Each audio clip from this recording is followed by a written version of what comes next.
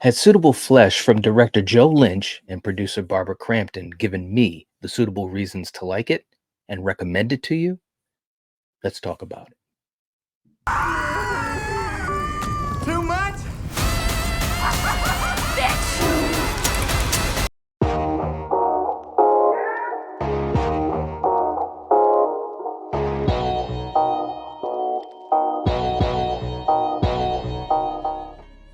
Welcome to the channel, guys. We're going to be talking about Suitable Flesh, film written by Dennis Paoli and directed by Joe Lynch, based on the 1937 H.P. Lovecraft short story, The Thing on the Doorstep. The film stars Heather Graham, Judah Lewis, Jonathan Sheck, and the incomparable Barbara Crampton. Now, before I get into this movie that will be available in theaters and anywhere you can rent movies on October 27th, first, let me just say, if you haven't hit the like button, please do. It helps to support the channel, and I appreciate it. And if you haven't subscribed to the Night Watch Zone, this is the time to do it. We're talking about a lot of great movies, and it is absolutely so much fun with this community. Now, in the story, Heather Graham plays a psychiatrist whose name is Elizabeth Derby. She makes this decision to help a young man named Asa who has a wild and intense personality disorder, and that she finds herself spiraling in a fear and desire and madness as she comes to the realization that something supernatural is happening to this patient. The question is, can she use her intelligence or her flesh as a way to figure it all out? Now, let's start with the good. The performances were excellent. Sheck was good in his role as a loving husband who also gets enticed with the flesh. I can't blame him, by the way. Bruce Davison is always consistent and commands the screen, and he did it here as well. Judah Lewis was good for the most part. I wish they unleashed him a little bit more, though. I think there was more in there for him in this character. Barbara Crampton was absolutely amazing and immediately gave me nostalgic memories of her role as Dr. Catherine McMichaels in From Beyond from 1986. She was smart, strong, beautiful, and also showed range into darker sides as things started to heat up in the third act. But the star was undoubtedly Heather Graham. Oh my God. She was magnificent in this film. She was so believable. She was vulnerable, crafty, amazingly sexy, and wicked. I think that she would do well with more projects like this. She commanded the screen in every single frame that she was in. An absolute delight for me as a movie fan, and especially as a horror fan, seeing her do this type of role. Dennis Paoli, who wrote numerous films with the late great Stuart Gordon, most notably Reanimator, From Beyond, and Castle Freak. In Suitable Flesh, he again crafts characters in a way that is interesting, and it feels timeless. Joe Lynch hit a home run directing this film. He wanted to honor the legacy of Gordon, and he did so while also adding his own signature and style on this modern story that again feels timeless. I could have watched this film in 1985, 1995, 2015, or today, and it still resonates. Get it? Resonates? The resonator from Beyond? Their minds may be influenced by those creatures. Well, how about the hard-on I got? Is there a statistical correlation for that too? The movie that starred Barbara Crampton. I love that movie, by the way. It's always time to watch From Beyond or Reanimator or Castle Freak, even Dagon. On all those films from back in the day. And this film really felt like it followed in those footsteps.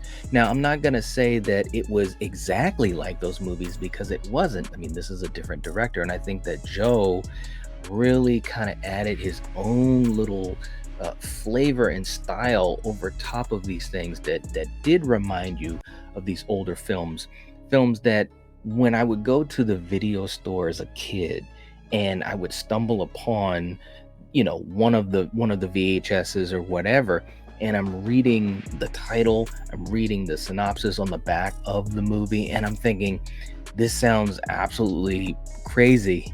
I've got to check it out.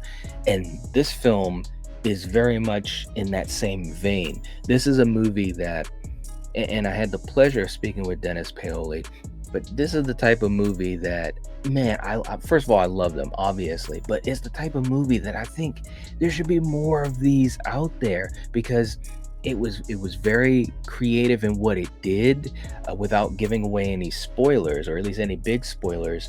What was going on in the film wasn't something that you've never seen before, but the way that they did it had some really fresh takes, and I appreciated that. But all of these things is like in this envelope of sexy, steamy, mysterious. It's just all these different things that really just uplifts and intensifies the things that are going on in the film, and all of the actors did a great job in portraying that. That was the thing, as I think the performances were really, really good. Now, of course, we got to talk about the bad. Well, there isn't much I can point to that I didn't like in Suitable Flesh. I do wish that the character of Asa was a little bit more unleashed. Judah was good in the role, but maybe just a little too young, maybe a couple years too young. But of course, there's the rub because his relationship with the older Graham is part of what makes things super steamy throughout the film. And yeah, I mean, there's like 30 years difference between them, in real life or something like that. So that was that. There were a lot of callbacks to the films of Gordon and a flavor of fun and naughtiness in the air. To say this film oozed sex appeal puts it lightly.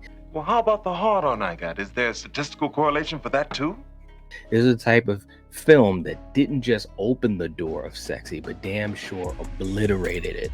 As for the mystery at hand, I enjoyed it. It kept me glued to the screen, trying to see where this was taking me. I was just trying to figure out all the ins and outs.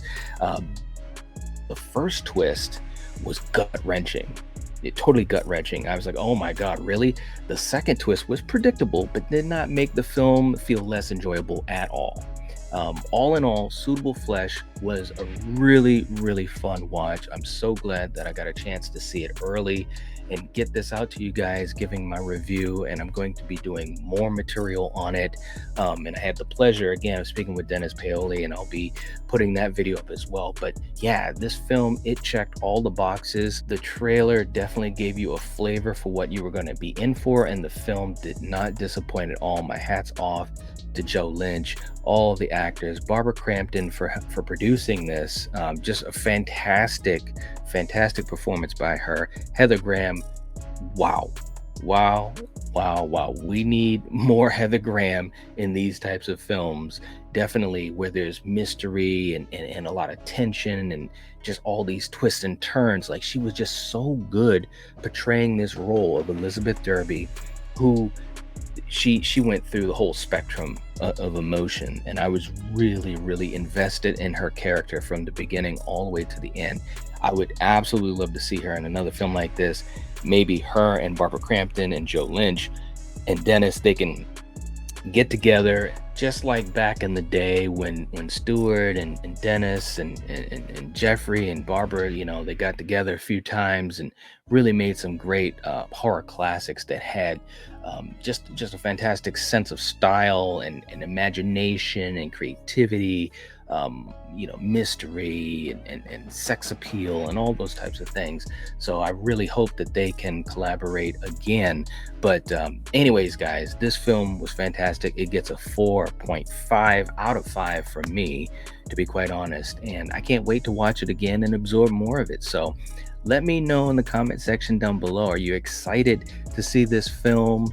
Do you have any of the Stuart Gordon films from back in the day that you really, really enjoy? If you haven't checked out those movies, I highly recommend those movies. They are fantastic, and they are truly a time capsule. They are definitely amazing films that cross generations, you know what I mean? And I think that this film will be in that same parking lot with those older films. So definitely check those out. But let me know what you think in the comment section down below. Don't forget to hit the like button. It helps to support the channel, and I'd appreciate it. If you haven't subscribed to the Night Watch Zone, this is the time to do it. So do it, and we will talk to you guys later. If you're watching this, if you're listening to this, you are the Night Watch.